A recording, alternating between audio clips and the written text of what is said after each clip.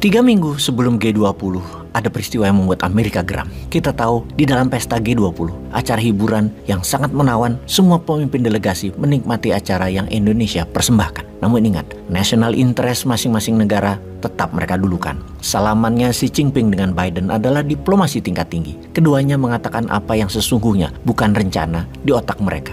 Don't let anyone knows what inside your head. Seperti perkataan Corleone di Godfather adalah perilaku semua pemimpin negara besar tersebut. Salaman, senyum, ngobrol, semua di permukaan. Pastinya itulah para lobbyis berlaku. Hal itu biasa dilakukan oleh para petinggi dunia. Stay cool, look interest, terlihat tertarik, tapi setiap gerakannya punya agenda. MBS Muhammad bin Salman tidak pernah ngobrol dengan Biden. Lalu semua kepala negara minta waktu private dengan Xi Jinping. Di G20, Xi Jinping adalah yang paling banyak diminta waktunya oleh semua delegasi, kecuali Amerika yang hanya di depan awak media saja. Kita kembali ke paragraf awal. Peristiwa yang membuat geram Amerika, Saudi dan Tiongkok keduanya sepakat bertransaksi atas petrol atau minyak Saudi menggunakan yuan. MBS agaknya gerah dengan dimainin oleh Amerika selama ini. Saudi hanyalah mesin ekonomi bagi Amerika. Disuruh beli alat perang, disuruh musuhan dengan Iran, disuruh bersih tegang dengan Yemen dan Qatar dan banyak negara lainnya. Dengan Tiongkok dan Rusia, agaknya Saudi lebih mendapatkan economic assurance atau pemenuhan kebutuhan ekonomi lebih menguntungkan menjadi aliansi atau sekutu Tiongkok dan Rusia. Penandatanganan kerjasama antara Saudi Aramco dan Sinopec sebagai pembuktiannya. Masing-masing sepakat memenuhi impian masing-masing negara atau national interest keduanya.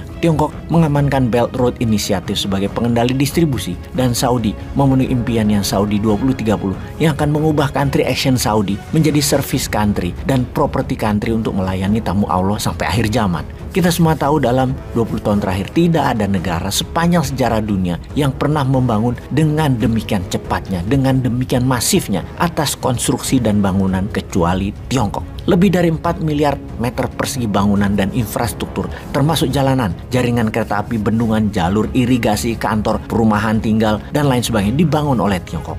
Itulah salah satu yang dibutuhkan Saudi 2030. Construction, developer, manufaktur petrochemical, dan berbagai macam turunannya hidrokarbon, juga transportasi hub dunia. Dari sisi Tiongkok, mereka mengharapkan energi security untuk dalam negeri Tiongkok yang kebutuhannya sangat besar, 13 juta barel per hari, dan itu merupakan 10 kali impor energi Indonesia. Ini semua bagi Tiongkok adalah untuk pemenuhan visi 249 Tiongkok sebagai negara nomor 1 superpower dan negara berpenghasilan tertinggi di dunia. 29% oil refinery Tiongkok itu ada di kota Shandong atau di wilayah Shandong yang menjadi sentral MOU antara Sinopec dan Saudi Aramco. Efek tersebut akan membuat dolar kebutuhannya menurun tajam hingga 20% dalam 8 tahun ke depan.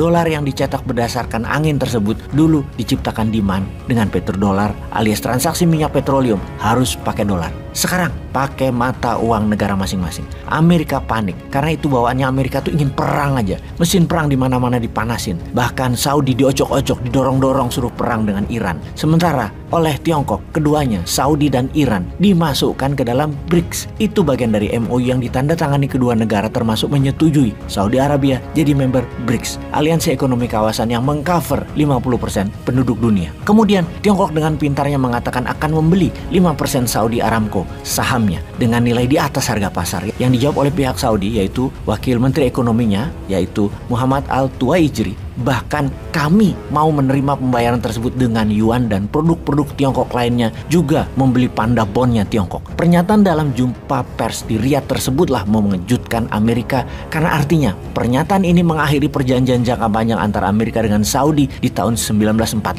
NSC, National Security Council, rapat panjang di Washington untuk mereview ulang hubungan dua negara Saudi dan Amerika yang ketika jumpa pers, Biden mengatakan akan ada akibatnya dari perbuatan Saudi ini karena mengancam energi security-nya Amerika dan membuat harga energi dunia tinggi sebagai penyebab inflasi dunia dan resesi ke depannya. Amerika akan beri pelajaran ke Saudi. Apalagi yang membuat Amerika murka? Data intelijen mengatakan bahwa Saudi Arabia sekarang sudah bisa memproduksi roket dan rudal balistik antar benua dengan bantuan Tiongkok. Juga sedang membangun listrik tenaga nuklir dibantu Tiongkok. Sehingga proses tersebut jika digabungkan, Saudi akan punya senjata berhulu ledak nuklir. Dengan informasi ini, Bagaimana menurut sahabat New Mind? Apakah strategi Petro Yuan ini bisa membuat dolar terjungkal? Apakah strategi aliansi Tiongkok diberikan keterampilan teknologi nuklir walau di awalnya untuk power plant atau energi, namun membuat Saudi menjadi negara adidaya juga, superpower karena memiliki nuklir, akan membuat konstelasi keseimbangan dunia berubahkah?